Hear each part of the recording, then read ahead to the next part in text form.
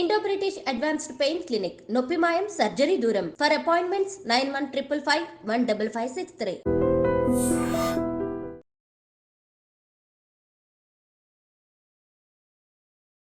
Welcome to iDream media. So జనరల్గా grey hair, white hair చాలా మందిని ఇబ్బంది పెడుతున్న సమస్య. చిన్న వయసులో ఈ సమస్య వస్తుంది. అయితే దీనికి డైస్ అప్పటికప్పుడు దాన్ని నల్లబరుచుకోవడం, మళ్ళీ జుట్టు పెరిగినా కొద్దిగా అది తెల్లబడుతూ ఉండడం ఇలా చూస్తూ ఉంటాము. అయితే రివర్స్ చేయడం సాధ్యం కాదు అంటారు. మరి దీని గురించిన పూర్తి వివరాలు తెలుసుకుందాం. ఈరోజు మనతో పాటు ఉన్నారు ప్రముఖ vegetable therapist and sun spiritual society founder Vikramaditya Guruji గారు. గురుగారు నమస్కారం అండి. సూర్యోస్మి తల్లి.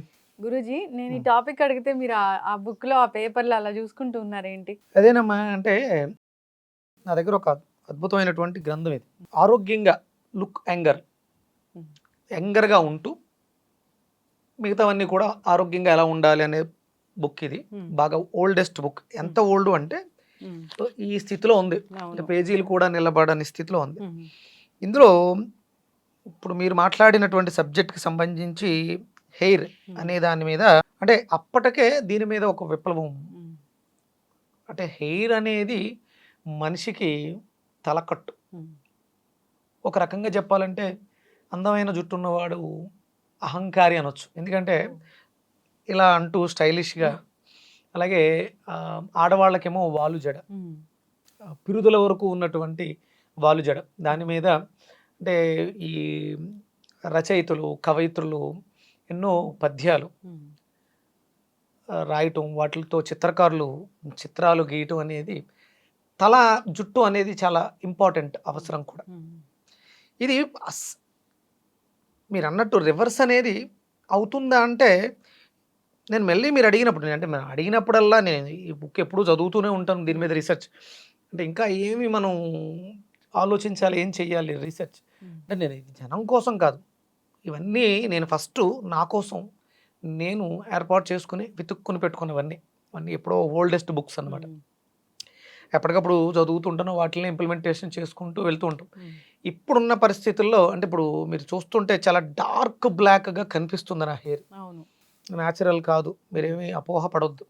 అంటే ఒకటి బాల్ హెడ్ అయితే కాదు, అంటే జుట్టు లేని వాడి దగ్గరికి వెళ్ళి జుట్టు మూలిపించడం ఎలా అనే క్వశ్చన్ తప్పు. మీరు నేను న్యాచురల్గా ఈ హెన్నా, మెహందీలు ఇలాంటివి ప్రాసెస్లు చేసి, ఇప్పుడు నిన్న చేశాను ఒక ప్రాసెస్. ఆ ప్రాసెస్లో ఏమైందంటే డార్క్నెస్ ఇంకొంచెం పెరిగింది. అంటే న్యాచురల్గా మనం తీసుకునే హెన్నానే, న్యాచురల్ కలర్స్ని ఇంకొంచెం ప్రాసెస్లోకి వెళ్ళడం వల్ల ఏమైందంటే డార్క్నెస్, థిక్నెస్, స్మూత్నెస్ పెరిగినాయి. ఇది నేను నిన్న చేసినది ఆవదంతో, ఆవాల నూనెతో ఒక ప్రాసెస్ చేశాను. డార్క్నెస్ పెరిగింది, ప్లస్ థిక్నెస్ కూడా పెరిగింది. ఇంకా అంటే ఇది న్యాచురల్ కాదు, అన్యాచురల్, కొంచెం న్యాచురల్గా చేసిన ప్రాజెక్ట్. దీన్ని ఇంకొంచెం న్యాచురల్గా ఎలా చేయాలి, నేను ఎక్కువ అంటే నేను మీకు చాలాసార్లు చెప్పాను, మా నాన్నగారు హెయిర్ పూర్తిగా వైట్ బొట్టు అయిపోయి మళ్ళీ రివర్స్ అయ్యి మాక్సిమం 70-80% బ్లాక్ అయింది. అంటే అవుతుంది ఎక్కడ అంటే మన ఆహారపు అలవాట్లు. వీళ్ళు ఇందులో కూడా బాల్ హెడ్, చైనీస్ వాళ్ళకి ఎవరికి కూడా బాల్ హెడ్ ఉండదు. అలాగే ఐరిస్ వీళ్ళకి. ఇక్కడ ఇందులో ప్రస్తావించింది ఏంటి అంటే అయోడిన్. మనం తీసుకునే ఆహారంలో, అంటే ఇప్పుడు అయోడిన్ అన్నా అని చెప్పేసి అని అయోడైజ్డ్ సాల్ట్, అది సింథటిక్స్. ఆహారంలోనే అయోడిన్ అనేది ఉండాలి, సహజంగా మనకు ఉంటుంది. మనం అట్లా ఎక్సెస్ యాడ్ చేసుకోవాల్సినటువంటి అవసరం ఉండదు. సింథటిక్స్ ఏవి పనిచేయవు. ఇందులో ప్రధానంగా వాళ్ళు ప్రస్తావించింది ఏంటంటే బి విటమిన్ సంబంధించినటువంటి ఫ్యామిలీస్. ఇంకా మనం అందులో బి విటమిన్ మాట్లాడుకున్నప్పుడు B12 ఎక్కువగా ఉండేది మీట్ అని చెప్పేసి అని విపరీతంగా మాంసాహారాన్ని తినేయటం.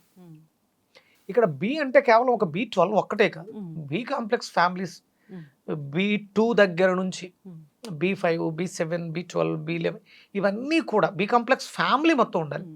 ఆ బి కాంప్లెక్స్ ఫ్యామిలీ ఎక్కడ హెవీగా దొరుకుతుంది అంటే మనకి ఈ ఫర్మెంటేషన్ అవుతాయి కదా, నిల్వ ఉంచినటువంటి పదార్థాలు, వాటిల్లో మాత్రమే ఇది మాకు బాగా లభ్యం అవుతుంది. అలాగే మనకి పూర్వం పచ్చళ్ళు నిల్వ పట్టేవారు, మ్యాంగో పికిల్ని, వీటిని కూడా బాగా నిల్వ ఉన్న పచ్చళ్ళు ఆరోగ్యానికి మంచిది. కానీ ఇప్పుడు అది అనారోగ్యం అని చెప్పేసి అని మనం మాట్లాడుతాం. అంటే ఇప్పుడున్న పరిస్థితులలో మనం ఆరోగ్యాన్ని పాడు చేసుకున్న తర్వాత ఆవకాయ పచ్చడి ఇబ్బంది పెడుతుంది. ఆబ్వియస్లీ దాంట్లో వాడే కారం అవన్నీ కూడా కెమికల్ బేస్డ్ అవ్వడం వల్ల పూర్తిగా ఎలర్జీస్ అలాంటివి వస్తున్నాయని చెప్తూ ఉంటారు. దానివల్ల ఏంటంటే మీరు న్యాచురల్గా అంటే సముద్రపు ఉప్పుని వాడుతూ స్వచ్ఛమైనటువంటి కోల్డ్ ప్రెస్ నువ్వుల నూనెని వాడుతూ పికిల్ నిల్వ ఉండడానికి ప్రధానంగా వాడవలసింది కారం మీద దృష్టి ఎక్కువ పెడతాం మనం.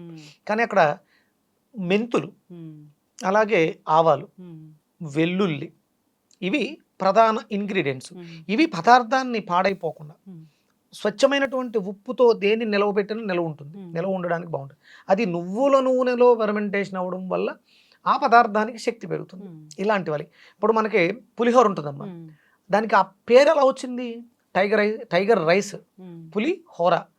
హోర అంటే హవర్, గంట, దాంట్లోంచి వచ్చింది. హోర నుంచే గంట వచ్చింది, హవర్ వచ్చింది. పులిహోర అంటే కొన్ని గంటలు నిలవ ఉన్నటువంటి పదార్థం పులిహోర. పులుపు, చింతపండు ప్రాసెస్ చేసి అన్నాన్ని వండి కలిపి పక్కన పెట్టేస్తే నెక్స్ట్ డేకి అది టైగర్ ఫుడ్. మీరు ఎక్కడికైనా లాంగ్ జర్నీ చేస్తున్నప్పుడు పూర్వం అంటే నిలవ ఉంటుంది ప్లస్ స్ట్రెంగ్తీగా ఉంటుంది. ఇప్పుడు మరి పులిహోర అంటే ఇప్పటికప్పుడు ఇమీడియట్ లెమన్ రైస్. పులిహోర అంటే పుల్లగా ఉండే పదార్థాన్ని పులిహోర అనుకుంటున్నాను తప్ప పులిహోర దానికి ఇచ్చినటువంటి అబ్రివేషన్ మనం అర్థం చేసుకోగలిగితే అది కూడా అందులో ఏమున్నాయి? పసుపు ఎక్కువ వేస్తాం, ఎల్లో కలర్లో ఉంటుంది, యాంటీ బ్యాక్టీరియల్ అలాగే యాంటీ క్యాన్సర్ ప్రాపర్టీస్. అలాగే చింతపండులో మనకి అద్భుతమైనటువంటి గుణం ఏంటంటే కిడ్నీస్ని యాక్టివ్ చేస్తుంది. అంటే ఇక్కడ ఈ బుక్లో రాసింది ఏంటి అంటే హెయిర్కి కిడ్నీకి సంబంధం ఉంది అని చెప్తుంది.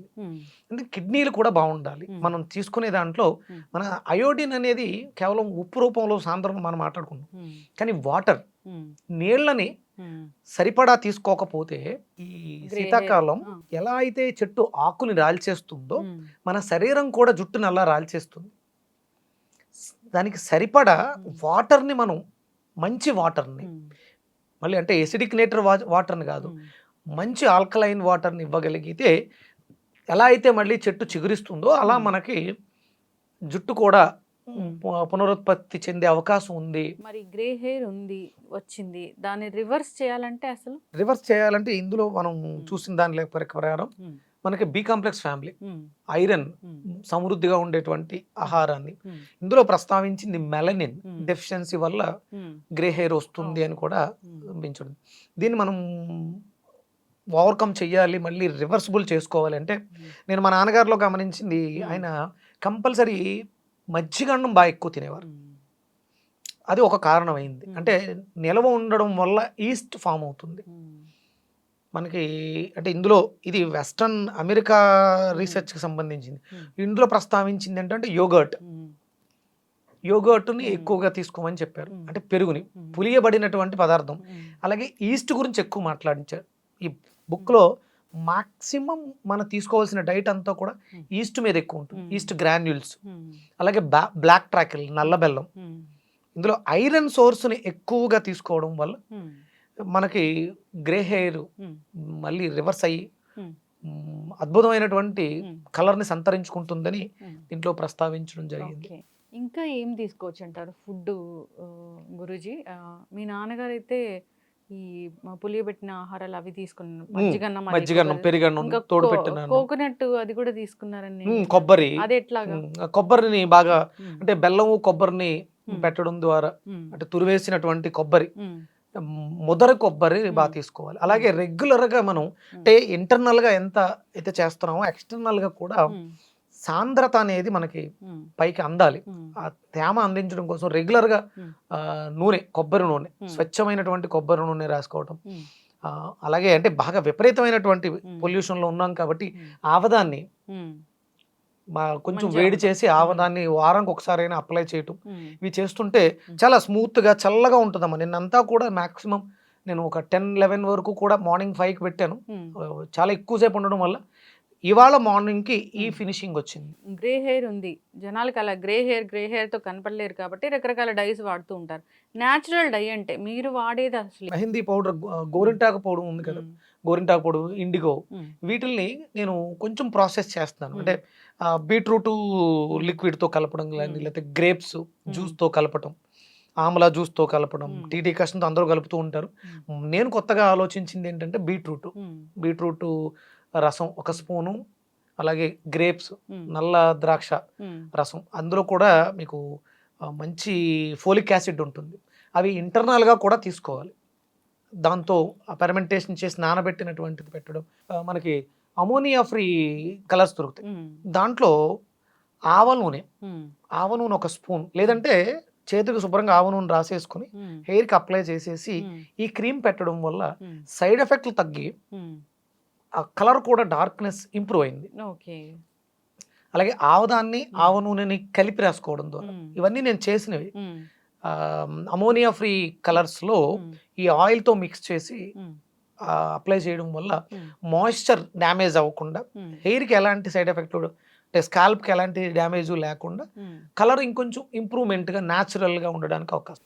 చాలా చక్కగా చెప్పారు. అంటే పూర్తిగా రివర్స్ చేసుకోవాలి అంటే ఈ పద్ధతులు పాటించాలి, సమయం పడుతుందమ్మా. ఇందులో ఒక ఆర్టికల్లో ఉంటుంది, 75 సంవత్సరాల ఒక లేడీ ఒక డాక్టర్ పర్యవేక్షణలో, అంటే కనిపించే చెప్పేసింది, ఆయన ఏదో చెప్పాడు, అయిపోయింది. ఒక 1 year తర్వాత మళ్ళీ ఆవిడ కనిపిస్తే అందులో ఉంది ఆయన రాసింది దాంట్లో, ఆవిడ పూర్తిగా గ్రే హెయిర్, పూర్తిగా బ్లాక్ అయిపోయి. అంటే ఆవిడ సుమారు 1 year పాటు ఆవిడ చేసిన లైఫ్ స్టైల్, మార్చుకున్న లైఫ్ స్టైల్, ఈస్ట్కి సంబంధించి, బి కాంప్లెక్స్ ఫ్యామిలీకి సంబంధించిన ఫుడ్. అలాగే అంటే మీరు ఇప్పుడు అడుగుతున్నాము, ప్రెగ్నెంట్గా ఉన్నటువంటి ఆడవాళ్ళు, లేకపోతే పిల్లల్ని కందామని ప్లాన్ చేసుకుంటున్న తల్లిదండ్రులు ఈ బి కాంప్లెక్స్ మీద దృష్టి పెట్టకపోతే పుట్టబోయే మీ పిల్లలకి పుట్టుకతోటే బాల్ హెడ్ వస్తుంది. ఇది చాలా జాగ్రత్తగా వచ్చిన తర్వాత మీరు బై బర్త్, ఇవి జెనెటికల్గా కూడా ఉంటాయి. మా తాతయ్య గారికి జుట్టు బాగుంది, ఆయన చనిపోయేంత వరకు ఆయనకి ఎక్కడెక్కడ వైట్ హెయిర్ రాలా, పళ్ళు ఉడుపల. అదే సేమ్ మా నాన్నగారికి పళ్ళ విషయంలో బాగానే ఉంది, కానీ హెయిర్ విషయంలో ఆయనకి బ్యాడ్ హ్యాబిట్స్ ఏంటి, స్మోకింగ్ ఎఫెక్ట్ కూడా బ్లాక్ హెయిర్ని వైట్ చేసేస్తుంది, జుట్టు ఊడిపోయేలా చేస్తుంది.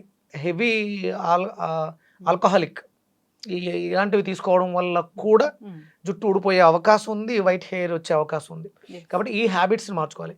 పిల్లల్ని ప్లాన్ చేసుకునే తల్లిదండ్రులు ఒక ఆరోగ్యకరమైనటువంటి బిడ్డకి ఇన్కార్నేషన్ ఇవ్వాలి అనుకున్నప్పుడు మీరు మంచి స్వచ్ఛమైనటువంటి easy digestible B complex family ఉన్న ఆహారాన్ని, అలాగే పెరుగు, పాలు, వెన్న, నెయ్యి, ఈ పదార్థాలని ఎక్కువగా తీసుకోవడం వల్ల పుట్టబోయే బిడ్డలు ఇలాంటి ప్రాబ్లం, ఇప్పుడు నేను ఫేస్ చేస్తున్న ప్రాబ్లం నా పిల్లవాడికి రాకుండా ఉంటుంది, నేను ఆరోగ్యంగా ఉన్నప్పుడు మాత్రమే.